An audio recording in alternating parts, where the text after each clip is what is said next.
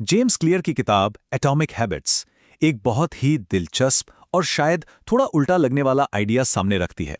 वो ये कि जिंदगी में बड़े बड़े असाधारण नतीजे किसी एक बड़े दिन या बड़े काम से नहीं आते। नहीं, वो आते हैं रोजाना किए जाने वाले छोटे छोटे, इतने छोटे कि नजर भी ना आए वैसे बदलावों से। चलिए समझते हैं कि ये कैसे काम करता है। हम में से ज्यादातर लोग नई आदतें शुरू तो करते हैं, पर बहुत जल्दी छोड़ क्यों देते हैं?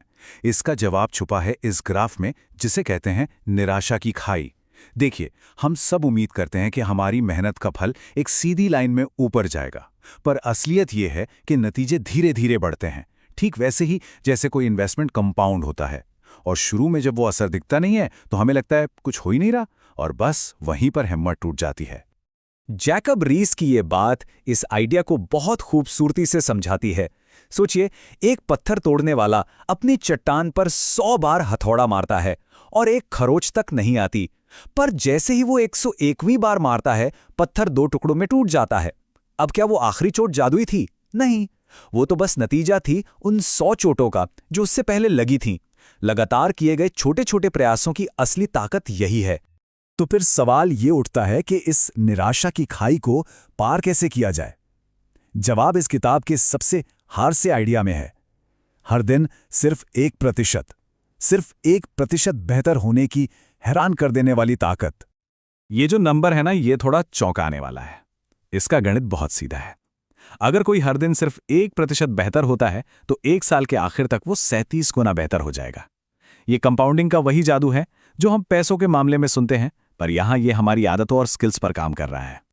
इसका एक असल जिंदगी का उदाहरण है ब्रिटिश साइकिलिंग टीम। करीब 100 सालों तक ये टीम बिल्कुल औसत थी। फिर उन्होंने एक नई स्ट्रैटेजी अपनाई, छोटे छोटे लाभों को जोड़ना। उन्होंने हर उस चीज में 1% का सुधार किया जिसके बारे में कोई सोच भी नहीं सकता। जैसे मसल्स की रिकवरी के लिए कौन सा मसाज जेल बेस्ट है, हाथ धोने का सही तरीका क्या है, इसके लिए सर्जन हायर किया। हर राइडर के लिए सबसे अच्छा तकिया और गद्दा कौन सा है, यहां तक कि टीम के ट्रक को सफेद पेंट करवा दिया ताकि बाइक पर लगी धूल आसानी से दिख जाए। और इन छोटे छोटे मामूली से लगने वाले सुधारों का नतीजा, वो दुनिया की सबसे बेहतरीन टीम बन गए। तो ये जो 1% सुधार का आइडिया है, ये हमें एक बहुत बड़े माइंडसेट शिफ्ट की तरफ ले जाता है। कामयाब लोग सिर्फ अपने लक्ष्य यानी गोल्स के बारे में नहीं सोचते, वो अपने सिस्टम पर फोकस करते हैं। अच्छा, तो लक्ष्य और सिस्टम में आखिर फर्क क्या है? देखिए, लक्ष्य वो नतीजा है जो कोई पाना चाहता है, मान लीजिए मैराथन जीतना, और सिस्टम वो प्रोसेस है जो उस नतीजे तक पहुंचाता है, जैसे हर हफ्ते का ट्रेनिंग शेड्यूल। और यहां एक बहुत दिलचस्प बात है, जीतने वाले और हारने वाले दोनों का लक्ष्य तो एक ही होता है। हर कोई मैराथन जीतना चाहता है, फर्क पैदा करता है उनका सिस्टम। तो याद रखने वाली सबसे जरूरी बात यह है कि कोई भी अपने लक्ष्य के लेवल तक नहीं पहुंचता, वो अपने सिस्टम के लेवल तक गिरता है।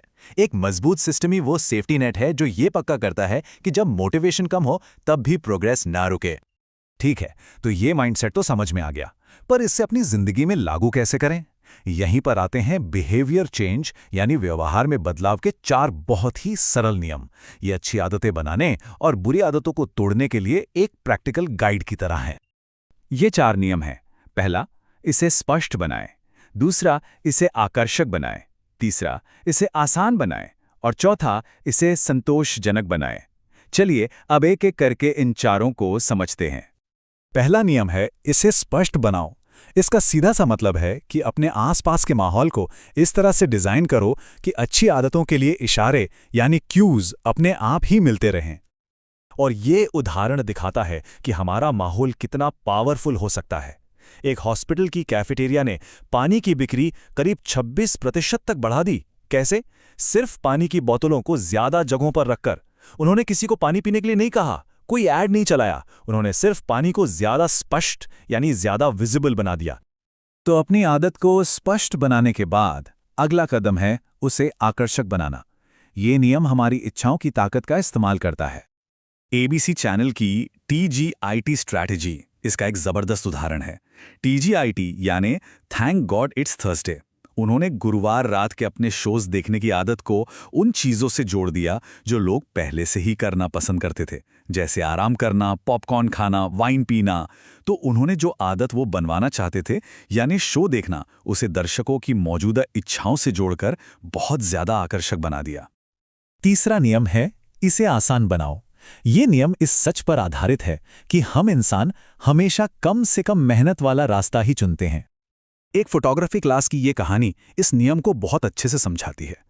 एक ग्रुप को ग्रेड मिलना था उनकी खींची हुई तस्वीरों की संख्या पर, यानी क्वांटिटी पर, और दूसरे ग्रुप को ग्रेड मिलना था सिर्फ एक परफेक्ट तस्वीर पर, यानी क्वालिटी पर।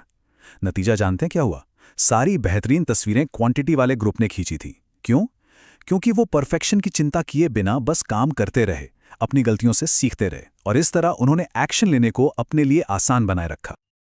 और अब आते हैं चौथे और आखिरी नियम पर, इसे संतोषजनक बनाओ। देखिए, जिन कामों का अंत अच्छा लगता है, जिनके बाद तसल्ली मिलती है, हमारे दिमाग में उन्हें दोहराने की इच्छा बढ़ जाती है। ये पेपर क्लिप स्ट्रैटेजी इसका एक बहुत ही सरल और शानदार उदाहरण है। एक स्टॉक ब्रोकर अपनी डेस्क पर 2 जार रखता था। एक में 120 पेपर क्लिप्स होते थे। हर सेल्स कॉल के बाद वो एक पेपर क्लिप उठाकर दूसरे जार में डाल देता था। ये छोटा सा काम उसे अपनी प्रोग्रेस का एक साफ और तुरंत मिलने वाला संतोषजनक विजुअल देता था। ये उसके दिमाग को सिग्नल था कि हाँ, काम हो रहा है और ये अच्छा महसूस हो रहा है। चलिए अब इस किताब के सबसे गहरे, सबसे बुनियादी विचार पर चलते हैं। सच्चा और टिकाऊ व्यवहार परिवर्तन असल में पहचान का परिवर्तन है।